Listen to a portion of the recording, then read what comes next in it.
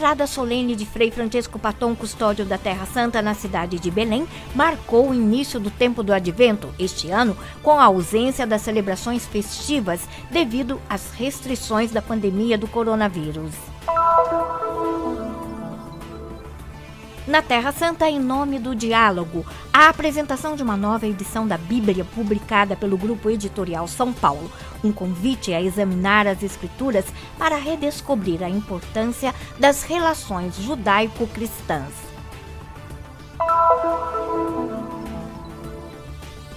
Na Galileia, na ermida de Natufa, localizada no topo do Monte Razoá, fundada pelo padre Jacob, se vive uma vida eremítica e austera, semelhante à vida dos primeiros séculos da Igreja. Nos dias 19 e 20 de novembro, a festa de Cristo Rei, celebrada pelos jovens da Terra de Jesus, foi transmitida ao vivo em diversos canais. O programa de celebrações incluiu momentos de espiritualidade, recreativos e sociais, além do concerto de cantos religiosos do grupo musical dos pastores. O quinto episódio da série realizada na Terra Santa, dedicada ao Pai Nosso, retoma as reflexões do Papa Francisco sobre a profundidade da primeira palavra da oração que Jesus nos ensinou: Abba, Pai.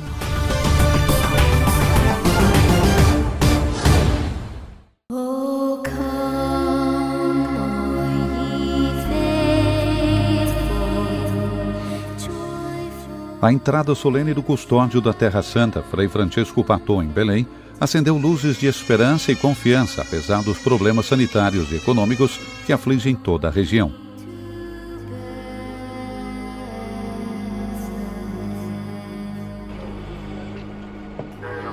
Em 26 de novembro, o custódio, seguindo as regras do status quo, passou pelo enorme portão de ferro do muro que separa Jerusalém de Belém, marcando assim o início das celebrações do Natal.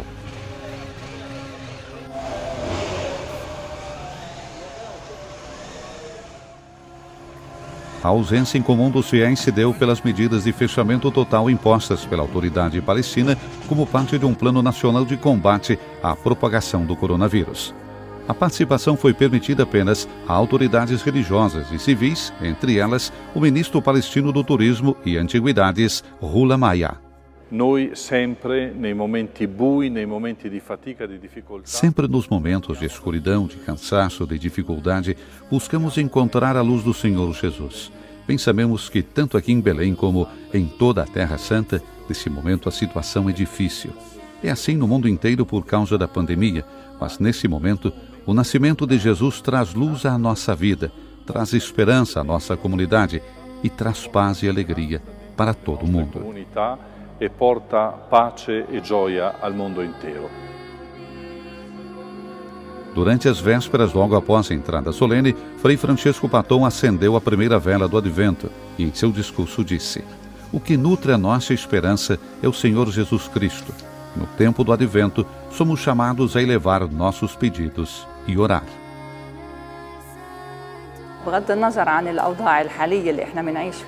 Apesar da situação dramática pela qual estamos passando, precisamos manter a esperança e a confiança. É por isso que consideramos o tempo do Advento e do Nascimento como um tempo de esperança e salvação.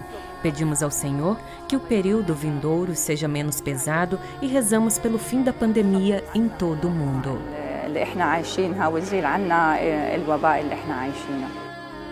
No dia seguinte, a paróquia de Santa Catarina celebrou a missa do primeiro domingo do Advento e a festa de Santa Catarina, presidida pelo custódio da Terra Santa.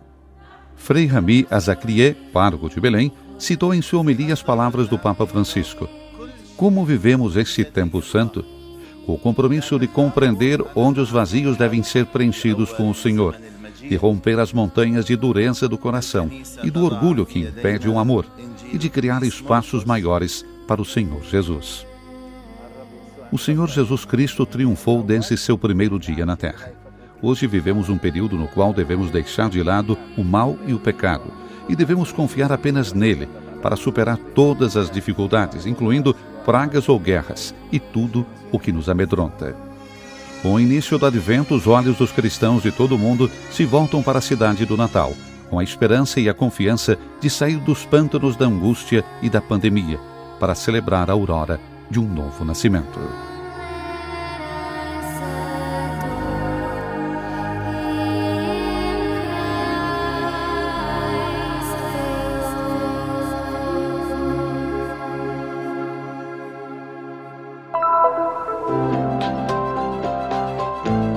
Teve início na Terra Santa, em nome do diálogo, a apresentação de uma nova edição da Bíblia publicada pelo Grupo Editorial São Paulo. Um convite a examinar as Escrituras e a lê-las em profundidade através de numerosas notas e referências que conduzem o leitor entre um livro e outro da Bíblia a recuperar a leitura rabínica e patrística das Escrituras, redescobrindo assim a importância do diálogo com o judaísmo. Não creio que na história haja algo comparável à transformação ocorrida no mundo cristão, em particular na Igreja Católica, no que diz respeito à relação com os judeus e o judaísmo. Encontramo-nos hoje no que podemos descrever como a Idade de Ouro, das relações entre católicos e judeus. O desafio é não descansar sobre os louros. Uma nova geração surge, novos filhos nascem, novos padres são ordenados, e eles às vezes não compreendem necessariamente o enorme significado histórico desta transformação. É preciso garantir que este tesouro do qual temos o dom de ser os destinatários seja transmitido às gerações futuras. Nós cristãos estamos introduzidos nas raízes da fé judaica e do Antigo Testamento, explicou Padre Francesco Voltaggio, sacerdote do Patriarcado Latino de Jerusalém, entre os curadores da obra. Rica de percepções temáticas atualizadas com as últimas descobertas arqueológicas, em breve estará disponível em vários idiomas, também em chinês e árabe. O lançamento virtual ao lado do rabino David Rosen, há muito envolvido no campo do diálogo, aconteceu justamente nos lugares dos textos bíblicos. Aqui temos contato com a história. O Verbo de Deus se fez carne em um povo, em uma terra concreta, e por isso é essencial conhecer esse ambiente, as pedras, as pegadas invisíveis de Deus, que no entanto se manifestaram nesta terra.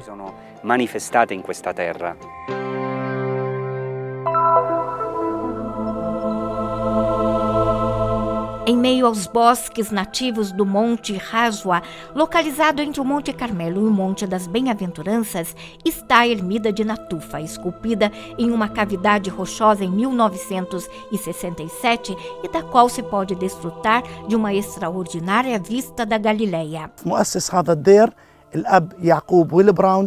O fundador deste mosteiro é o Padre Jacob Wilbrand, de origem holandesa.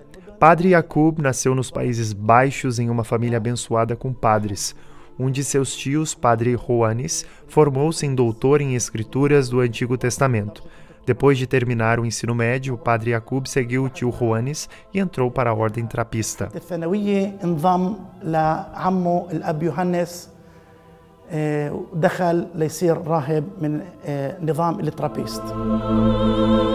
Padre Johannes sonhava em fundar um mosteiro na Galileia e tinha uma amizade íntima com muitos judeus na Europa.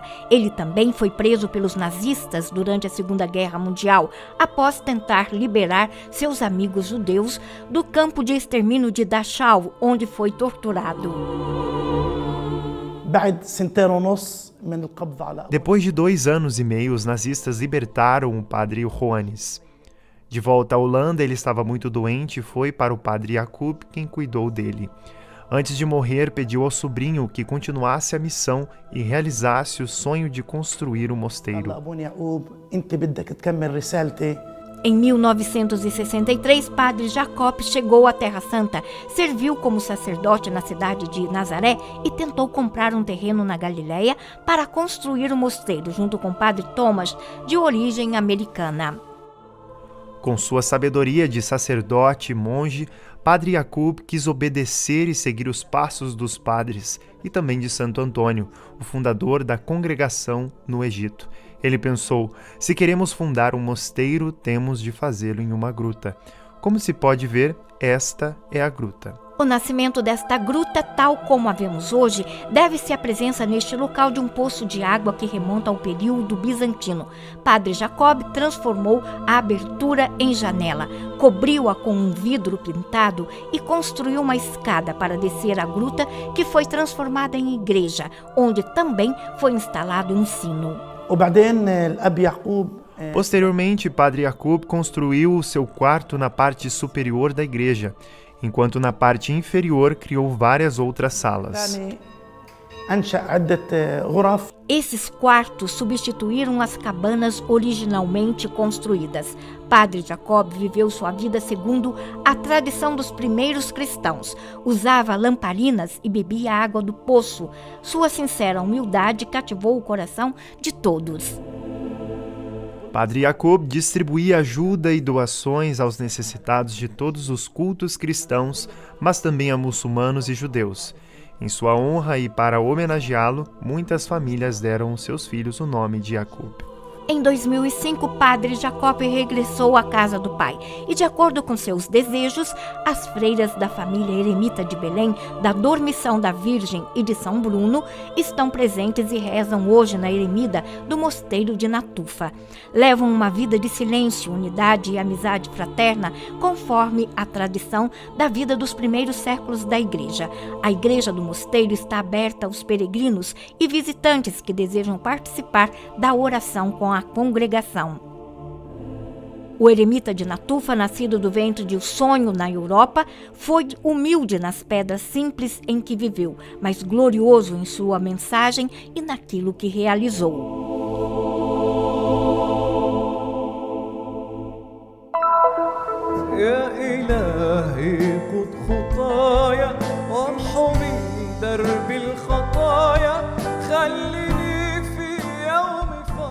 Fiéis à tua aliança é o lema escolhido pelos jovens da Terra de Jesus, na Terra Santa, para as celebrações da festa de Cristo Rei, realizadas no último domingo do ano litúrgico, que antecede o início do Advento.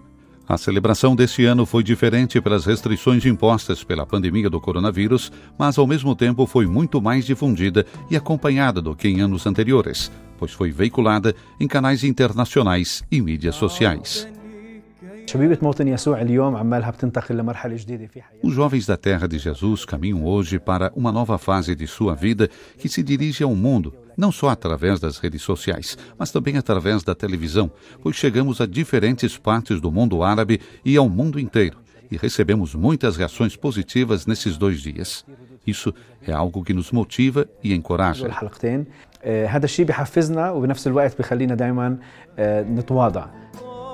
Desde a sua fundação em 1964, os jovens da Terra de Jesus têm trabalhado no âmbito espiritual, social, cultural e religioso para apoiar a juventude cristã e para fortalecer seu vínculo com a Igreja, envolvendo-se ativamente na vida da Igreja e da sociedade.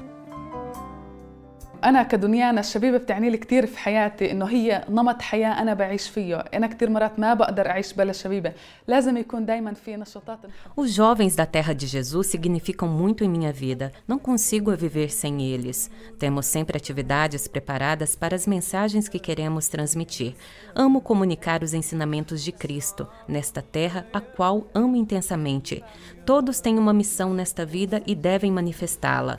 Os jovens da Terra de Jesus deram-me a oportunidade de me descobrir no lugar que amo, na Terra de Jesus. Por isso estou a cumprir esta missão, a imagem e semelhança de Jesus. Trabalho de acordo com seus ensinamentos na terra onde ele nasceu e viveu. Os eventos da celebração da festa de Cristo Rei em Belém foram transmitidos através do Christian Media Center, que desde a sua criação apoia as atividades dos grupos juvenis na Terra Santa, a fim de preservar a presença cristã.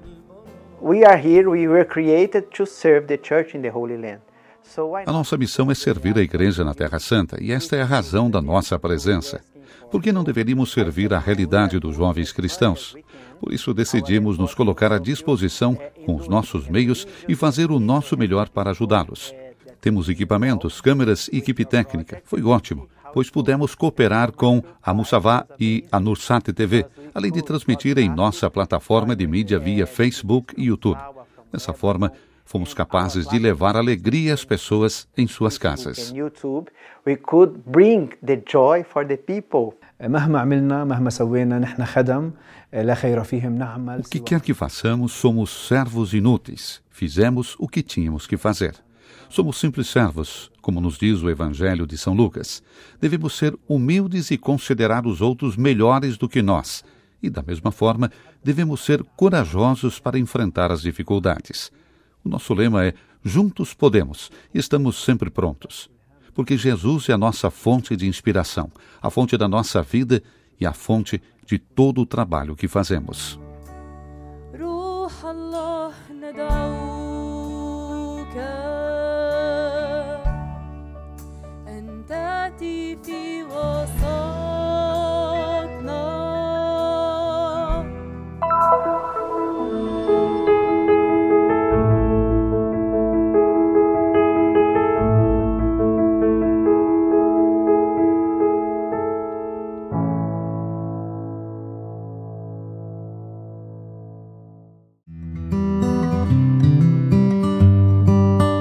Papa Francisco faz uma observação de que no Novo Testamento parece que a oração deseja chegar ao essencial até se concentrar numa única palavra, Abba, que quer dizer Pai. O pontífice cita a carta aos Romanos: porquanto não recebestes um espírito de escravidão para viverdes ainda no temor, mas recebestes o espírito de adoção pelo qual clamamos Abba, Pai. E também Gálatas, a prova de que sois filhos é que Deus enviou aos vossos corações o Espírito do seu Filho que clama Abba, Pai. A palavra Abba, ela vem do aramaico, de uma língua antiga, uma língua bíblica, uma língua muito difundida no tempo de Jesus e que certamente Jesus falava. E ela foi conservada deste modo, sem ser traduzida, para conservar o seu sentido original, o modo como Jesus dizia esta palavra. Então é como se nós estivéssemos ouvindo a voz de Jesus na Escritura que diz Abba. Esta palavra, ela também carrega um significado de intimidade e relação. A intimidade de uma criança ao se dirigir a seu pai. Nós continuamos a dizer Pai Nosso, mas com o coração somos convidados a dizer Papai, disse o pontífice. Na catequese sobre o Pai Nosso, o Papa Francisco, ele ressalta o sentido principal ou o sentido mais profundo de chamarmos Deus de Pai. A expressão Pai Nosso condensa em si a mensagem de Cristo. Deus não é mais um tirano que deve ser temido, mas é um Pai, o Pai Criador e o Pai Cuidador. Os evangelhos nos ajudam a entender melhor o significado desta palavra. De acordo com o Papa, o Pai Nosso ganha sentido e cor se aprendermos a recitá-lo depois de ter lido a parábola do Filho Pródigo.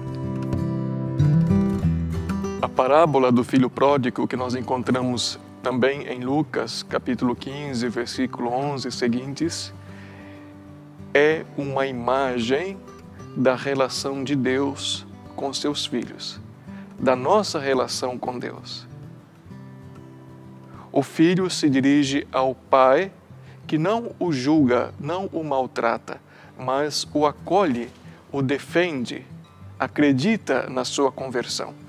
O Papa Francisco, em suas catequeses, em especial nesta catequese sobre o Pai Nosso, ele diz que o pai, nesta parábola, ele tem também um comportamento de mãe. A mãe que acolhe, que abraça, que defende. De fato, nós utilizamos destes sentimentos humanos que nós conhecemos, com o amor do pai, o amor da mãe, para tentarmos entender o mistério inexplicável da relação de Deus para conosco. Pode ser que também a nós aconteça percorrer sendas distantes de Deus, como aconteceu com o filho pródigo, ou então precipitar numa solidão que nos faz sentir abandonados no mundo, ou ainda errarmos e ficarmos paralisados por um sentimento de culpa. Nestes momentos difíceis, ainda podemos encontrar a força para rezar, recomeçando pela palavra Pai, mas dita com o sentido terno de uma criança que diz Abba, Papai. Falou o Papa Francisco.